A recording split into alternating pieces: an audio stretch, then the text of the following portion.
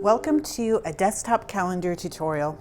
I'm Shari Philamahala here at the Graphic 45 office, and today I'm going to walk you through how to create this super cute desktop calendar. It also would be great as a photo frame where you could just add a photo here, or a little clip where you could switch out your photos or calendars each month.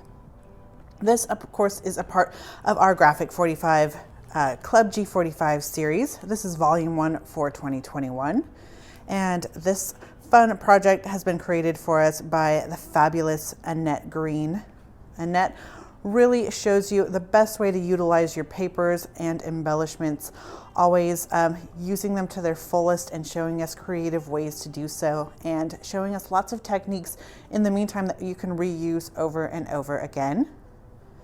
So for our Club G45 Volume 1 this month, you are going to be getting a chipboard kit like this one here, a project sheet, a Nature Notebook Deluxe Collector's Edition. There's 12 papers in here, including a chipboard and 2 6x12 sticker sheets. And then, of course, you'll be getting the Graphic 45 Rose Bouquet in ivory and natural linen. And that's what you're going to need to create this. Of course, you can always create along at home with us, just using some chipboard and some papers you've got in your stash as well. And then if you want to go ahead and print out those little calendar templates for 2021, they do come with your project sheet if you pick up one of these kits. If you don't have a kit, you can look in the link below, and in the description below, there's a link that has this printable PDF, so you can print this off and create along with us. We do want to note when creating our chipboard kits this month, there was some kind of error in translation, and the chipboard pieces ended up being about 20% larger than the original samples. So, for example, in the project sheet for the desktop calendar, we did have to make a few adjustments on some of those measurements and papers used. But if you follow along to this video tutorial, I will show you all the changes that we've made, and it still looks absolutely stunning. And then we've also updated that project sheet that you can download and print off at home with the updates as well. So we thank you for being a part of this fun club. If you're not already, hop on over to our website, g45papers.com, and pick up a kit or become a subscriber. And let's go ahead and start creating some fun magic. So due to an error when cutting out the chipboard pieces, everything that you're going to be getting in your kit, your chipboard pieces, are going to be slightly larger than our original sample. However, we've made a few different adjustments. So on your project sheet, it will say to be using your Plant Kingdom papers, but we'll be using the Verdant Woodlands paper, and I will be giving you the new measurements on those pieces. There are only 3 things that we're changing the measurements on, and it's just those Verdant Woodland papers that we're changing those measurements on. Everything else will be the same, so it's still going to be a breeze to create, and we apologize for the inconvenience. All right, so for step 1, we're going to locate our chipboard rectangle that has been scored already for you in your kit. Originally, this was a 5x7 piece. However, since it's been expanded, now ours are 5 3/8 by 7 5/8. And if you are creating along with us at home without the kit, you're just going to want to score from the bottom at 1 1/16 and 2 3/16. And then we're going to go ahead and score on our score lines. And this will be folding back, creating our easel element. So I do kind of want to play around with how I want my easel to be standing when I have it on my desktop. So I don't want it too upright or too slouched. So find the angle that you personally like. And once you like that, you can take a tape, a washi tape, some nice adhesive, and adhere it into place. So I believe this is the sweet spot for me. Just taking my tape. I want this to lay as flat as possible, so when I do add my papers over the top, I don't have anything bulging or wrinkly underneath there. So step 2, I've cut a piece of Verdant Woodlands, and I've cut this to be 5 3/8 by 6.5 inches. And I'm going to adhere it onto the back side of where I have adhered or taped my triangle easel. So I'm just going to I'm going to add my liquid adhesive, and I'm going to just start working it onto my base. But before I do that, I'm just going to kind of line it up how I want it to go and kind of start creasing my papers, getting them kind of used to where they're going to go, getting them some muscle memory, if you will. So now that I've done that, I'm going to take my liquid adhesive. Of course, you can use whatever adhesive you would like with this step.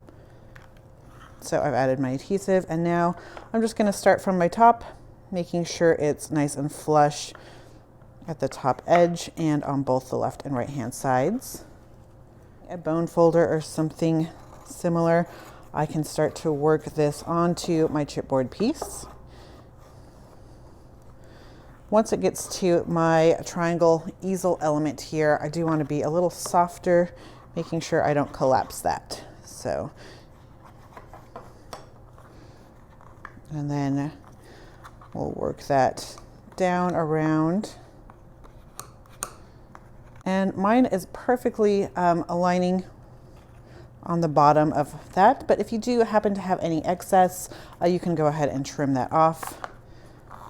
If it doesn't quite go all the way to the edge, that's fine too, because that bottom's going to be adhered down to the base of our easel, so you're not going to see it anyway. But it is nice to have it covered over this edge here. So the back of our desktop calendar or frame is going to look flawless from any angle. Step 3, we're going to trace this bracket chipboard shape onto our Verdant Woodlands paper.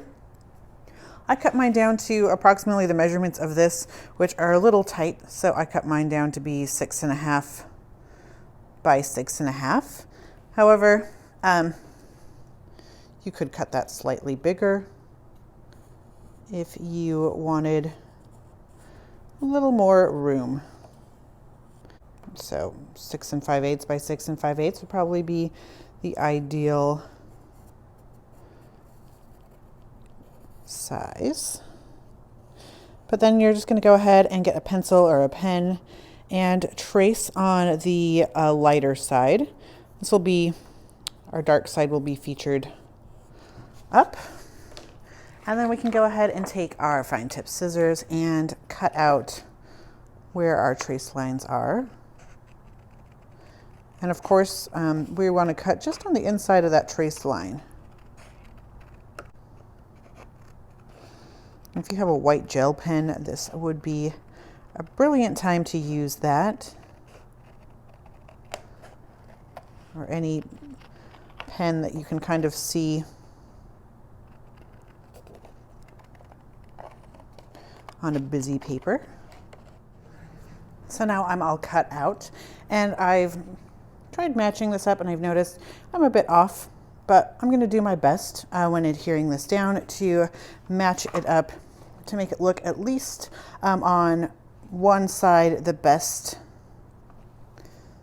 I can get it to look. So let's add our adhesive to our paper.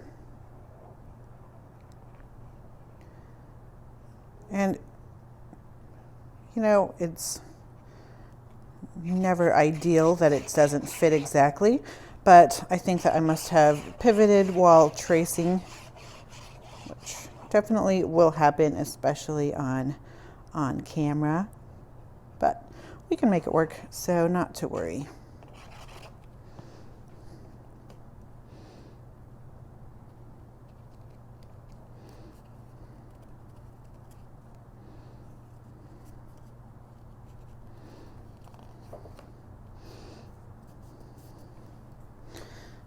So I've got it matched down as best as I can. And then I can go through and cut off any excess that I need to. And once I've done that, see, it's not looking bad at all. Sometimes you just got to work through your mistakes. I'm going to let this leftover adhesive dry, and then I'll go in and trim out the excess. And while this is drying, I am moving on to our step 4, and we've cut a piece of the Verdant Woodlands to be 5 3/8 by 5 3/8. And then we'll adhere it down to the front of our easel. And we're doing a dark side up as well. Of course, if you like the lighter side more, you could always adhere your pieces light side up rather than dark side up and have a different look.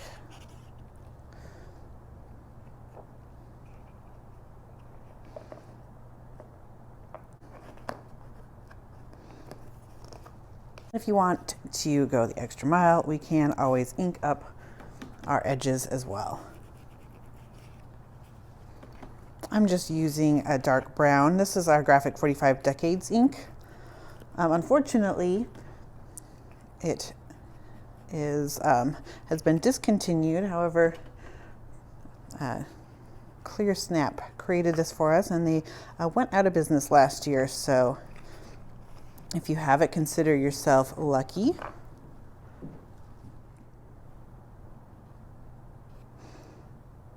So now I'm going to go in and cut down my excess from this chipboard. And when you're cutting off the excess like I have here, it's kind of nice just to go in smaller segments and get out just bits by bit that you need, rather than trying to do it in one big sweep, since it's kind of hard to get into all those nooks and crannies with all these beautiful curves.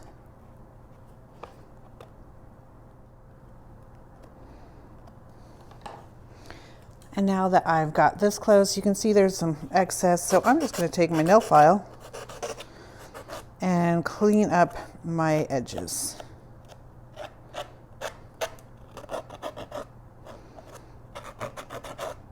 It's handy to have sandpaper or a nail file at your craft station. It's one of my most used tools. Now I'm just taking that ink and inking up my edges now that we're all trimmed out and sanded. You know, I was feeling a little bit hesitant when I was gluing this down, but now that we've sanded down the edges and we're just taking our ink and inking it up, it's looking pretty flawless. So you gotta love, a perk about being a crafter is you can always find a way to make things work and still look great. Step 5, we're taking Mother Earth, and this has been cut to 4.5 by 4.5. So at this point, the dimensions are the same in the project sheet as what we're working with now. So hope that helps with any confusion. And then this is just going to adhere just in the center onto our easel. So we want this to be on the flat side. The triangle is in the back. Next, we're going to grab out 2 chipboard shapes from our Nature Notebook chipboard that's in your DCE. There we have it. And then use that nail file again to sand off those little nubs. Is that what those are called? Nubs? Nubbins? Whatever they are, let's sand them down. And then take your ink again and let's ink these up. Also in your project sheet, it says with this one, because it overhangs off the back, that you can take some scrap paper. It suggests Plant Kingdom, which you could do. You could also do the Verdant Woodlands and trace it and glue it to here. But let me show you. So here it's showing on the back just about halfway. And so I'm just gonna take my ink and just ink up the back half portion.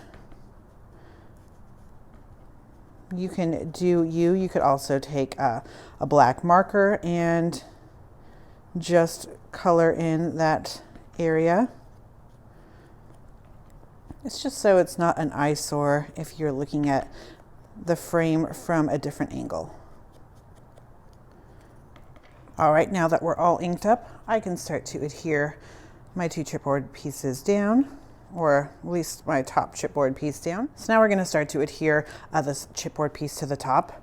I'm just going to add adhesive. You can see I already kind of started just to the top center here, leaving the bottom and the top unadhered. And then that's just going to go right in the center of our easel frame, just overhanging a bit off the back top. So you can see we added that nice ink, so it still looks great on the back. And then on the front, since we did not adhere all the way down that chipboard, we should be able to tuck a photo underneath here if we want to. Step 6, we've cut a piece of Harmonious Honeybees to be 4 3/4 by 3 inches and Wildflower Bouquet to be 4 1/2 by 2 3/4. And those measurements are the same in the project sheet as well. And we'll just adhere this together.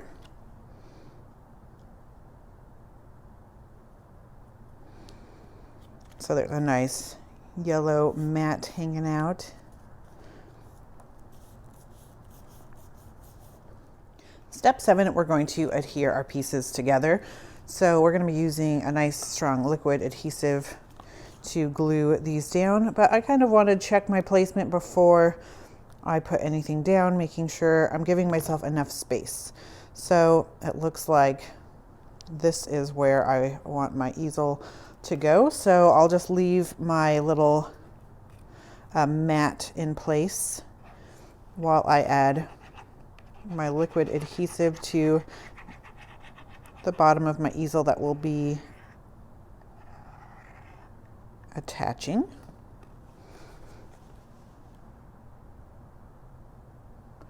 And then just center that there, and let's just go ahead and hold that in place for a second while it dries. Then add adhesive to your mat, and this will adhere just in the center of our base. Then we'll adhere our butterfly chipboard element to the center of that. Next, we're taking our leftover flowers from our wrap album that we created, and we're going to just decorate our easel base. So we want to use some of these leaves on the right hand side.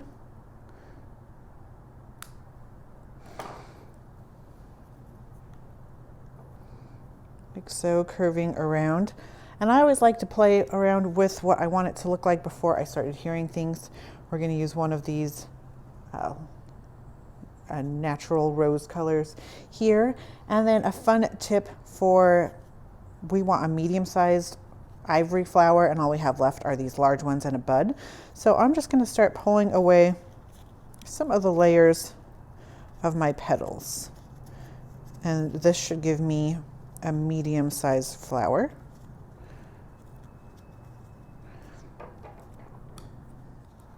So there you go. That's perfect for where I want it to be. And I'm going to do the same with this one, where I'm just going to pull off some of these bottom rose petals. And just I'm pinching and twisting and then pulling while kind of holding the rest of the flower intact. And then we'll take 2 of these cute little rose buds, and they are going to go down with this bottom one, along with this will go up here to give us some nice greenery up there. And then we're going to take this little twirly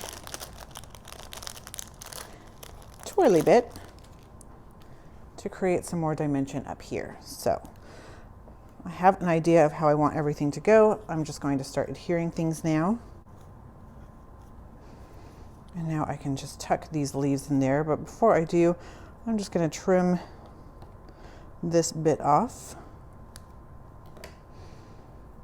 and then add some adhesive to the stem and then leaf down and kind of a curved pattern to go around that chipboard piece. And our edited natural rose will just come down here nicely. And these two I'm going to kind of twist together so I have a little more control of them when I put them down on my board. And then taking some wire cutters or heavy duty scissors or some of your dull scissors, you can just cut off the edge. I've added adhesive to the parts that will be laying flat. This is all looking so beautiful. I'm just going to trim this to make it a little bit smaller and then add my adhesive.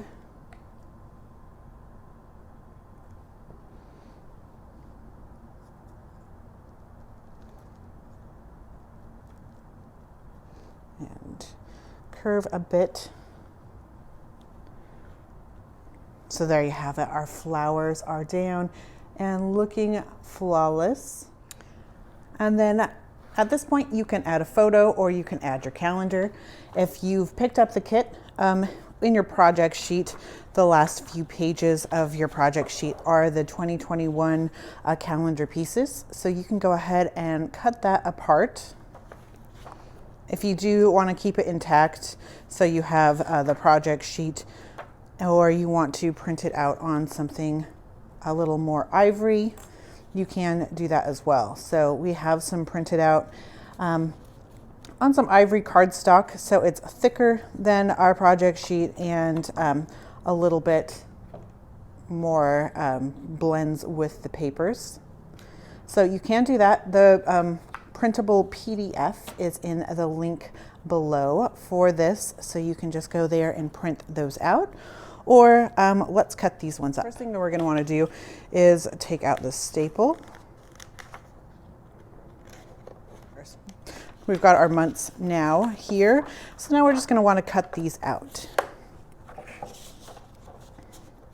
So just using your paper trimmer, go ahead and cut these.